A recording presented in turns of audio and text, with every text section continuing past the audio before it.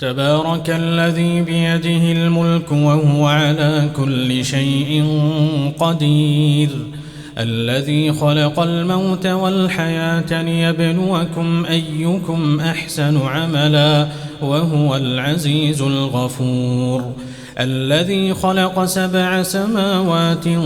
طباقا ما ترى في خلق الرحمن من تفاوت فارجع البصر هل ترى من فطور ثم ارجع البصر كرتين ينقلب إليك البصر خاسئا وهو حسير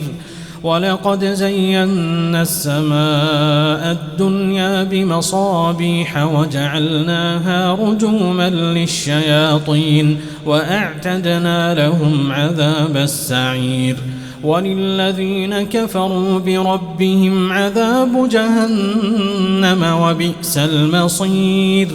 إذا ألقوا فيها سمعوا لها شهيقا وهي تفور تكاد تميز من الغيظ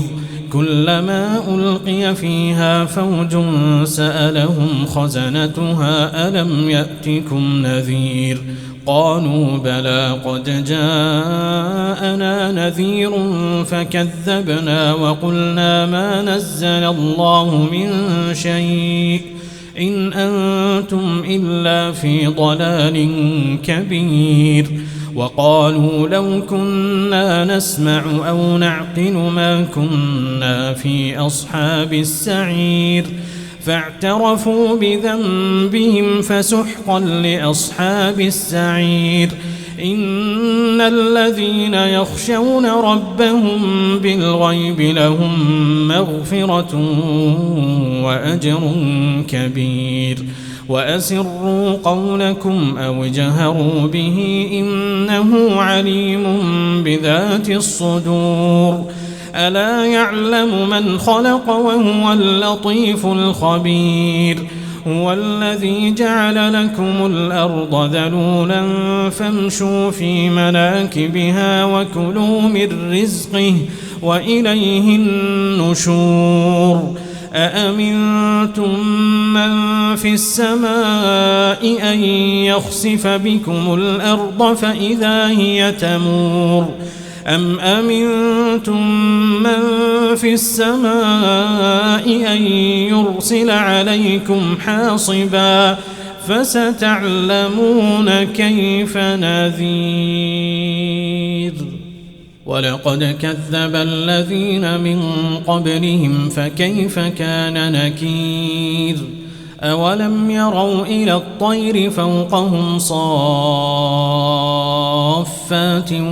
ويقبض ما يمسكهن إلا الرحمن إنه بكل شيء بصير أمن هذا الذي هو جند لكم ينصركم من دون الرحمن إن الكافرون إلا في غرور أمن هذا الذي يرزقكم إن أمسك رزقه بل لجوا في عتو ونفور أفمن يمشي مكبا على وجهه أهدى